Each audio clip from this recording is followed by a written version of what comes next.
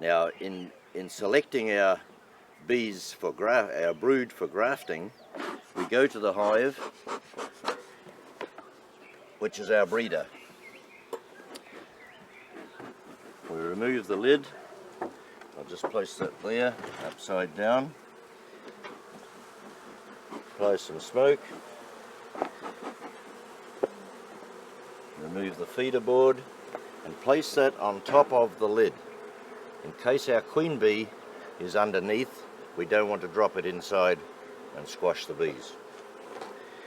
We then apply some smoke across the surface of the bees to calm them down, and we remove the outside frame. We can shake any odd bees off and place that in front of the entrance. We now move across with using our hive tool to prise the frames apart, and we can inspect the brood area of the hive.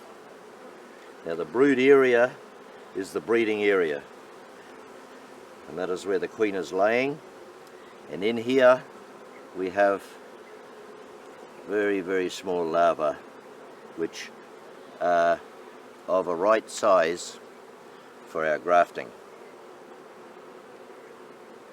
I'll just check a wee bit further.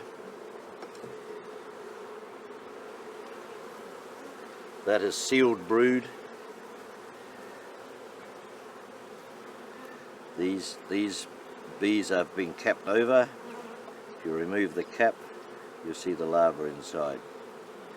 So they are more mature bees ready for hatching.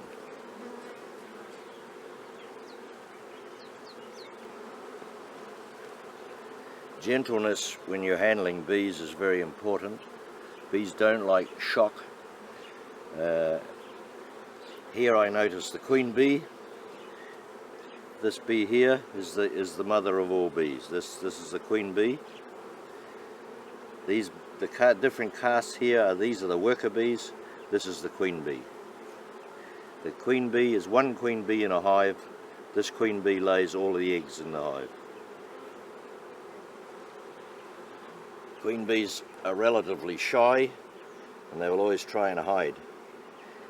But it's again, it's a skill in finding bees, finding queen bees. You develop an eye for it with practice. There's no easy way to teach you to find queen bees other than to recognize them and a lot of practice. You'll notice there the bees are balling into a heap, and the queen is disappeared inside there. So the queen is relatively shy. So we'll place that back in there.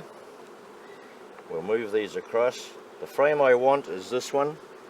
We'll shake the remaining bees off it, but shake them down in the hive. Don't shake bees off up here, because they'll all go in the air and cause a lot more disturbance.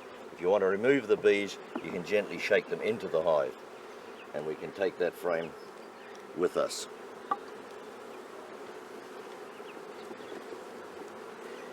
It's important also when we leave this hive, although we're coming back to it, to cover it, because bees will rob each other if they have a chance. So because we're coming back to this hive, I'll place the lid upside down. That lets me know this hive's not finished. It also prevents any bees robbing this hive while it's lying open, because we're taking this frame away to take some eggs from it, and we'll be bringing it back to put back in with this queen again. So the next step is to go to our nucleus colony and talk about the starter hive for queen bees.